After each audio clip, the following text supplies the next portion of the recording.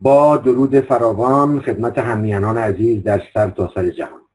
من آرش مهدوی از گروه براندازان به معرفی یک سایت که در رابطه با یک کتاب می باشد با شما هممیهنان سخن می گویم.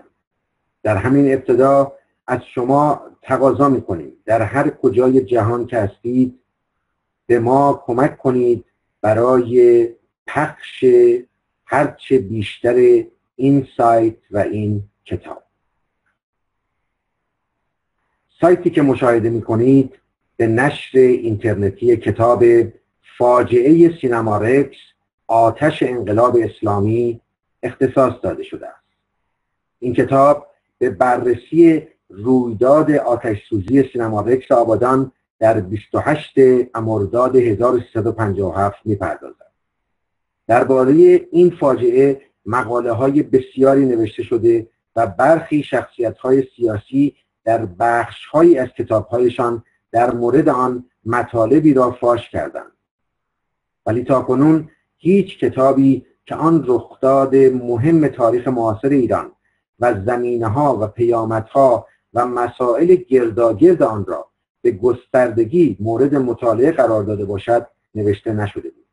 این کتاب نخستین کتابی است که پس از گذشت بیش از 36 سال از آن حادثه نوشته می شود.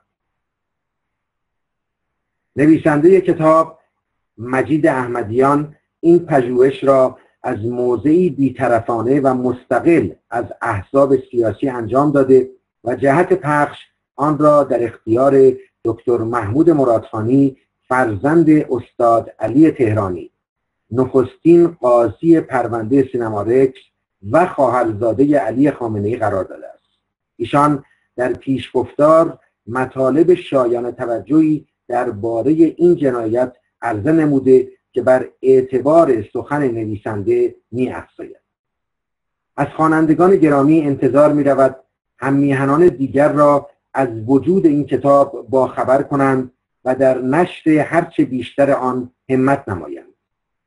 برای هموطنان داخل کشور که نمی‌توانند به این کتاب دسترسی داشته باشند، نسخه PDF آن روی سایت موجود است. ایرانیان مقیم خارج مجازند آن را بر روی CD یا به شکلی دیگر برای آن عزیزان بفرستند.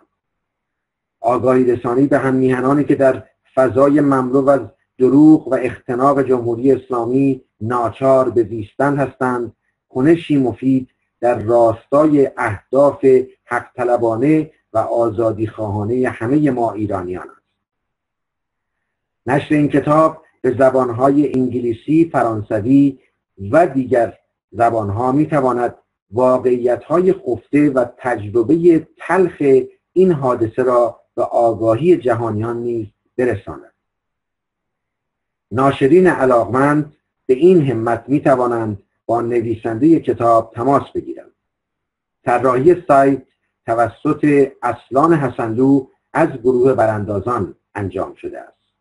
متن کتاب را می توانید با مراجعه به کناره دست راست در این برگه مرور کنید. فهرست در ابتدای متن به شما امکان دسترسی سریع به بخش‌های مختلف، همچنین گزینه‌های بالای این برگه به شما امکان مشاهده پیام‌ها و مجموعه‌ای عکس ماندگار از این فاجعه را می‌دهند. از نظرات و همراهی همه شما هممیهنان با آغوشی باز استقبال می‌شود. بدین منظور از برگه آشنایی و تماس با نویسنده استفاده کنید. کلیه حقوق طبع و نشر این کتاب برای نویسنده محفوظ است.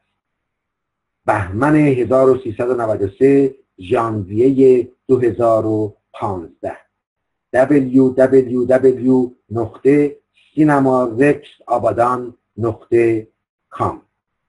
هممیهن عزیز، هموطن گرامی، ما بیشماریم و با هم میتوانیم کارهای بزرگ انجام دهیم. پخش و فرستادن این کتاب به روش‌های گوناگون مخصوصاً برای داخل ایران یکی از آن کارهای بزرگ میباشد. ما را در این امر بزرگ کمک کنید. زنده باد ایران، زنده باد آزادی.